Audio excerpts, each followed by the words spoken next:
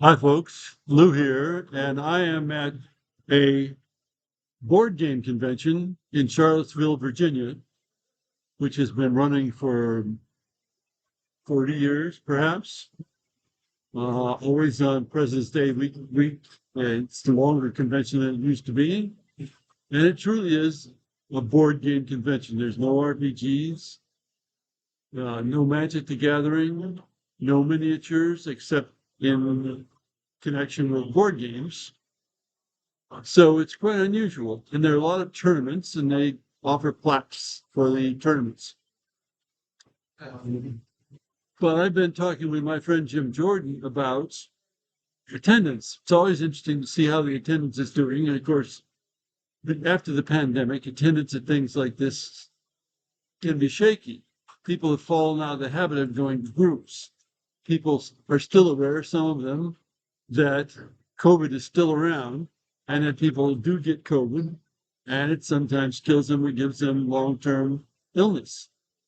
Now, I am filled with gills with vaccinations, the maximum, but nonetheless, it is a concern. So if we look at the attendance, I'm looking out over the ballroom where many of the games are now, and try to figure out how well the attendance is compared to previous times. Well, there's about the same number of vendors, same vendors as usual. I've observed there seem to be more young adult females than in the past.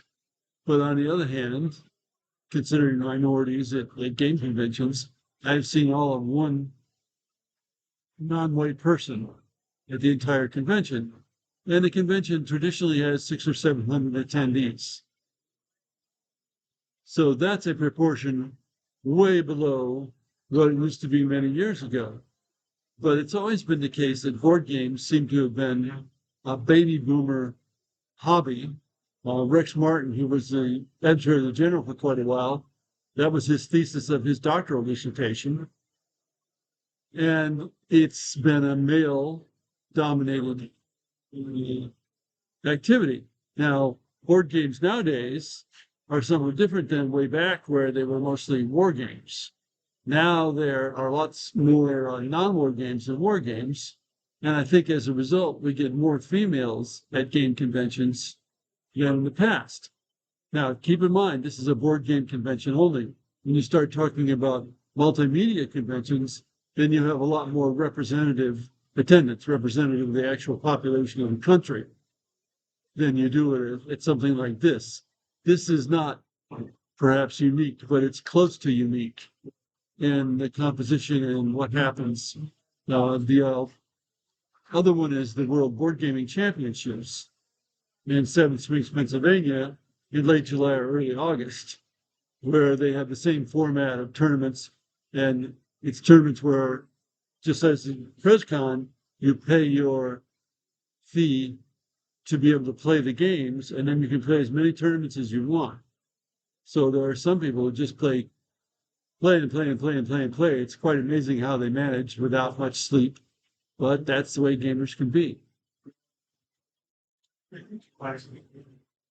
I don't think the attendance looks very high so far. On the other hand, on Monday, today is Friday, on Monday, one fellow reports that he was substitute GM for a game, and this room, the ballroom, which is one of the two principal places where games are played, was chuck jam full, and he had trouble finding places for people to play in his tournament.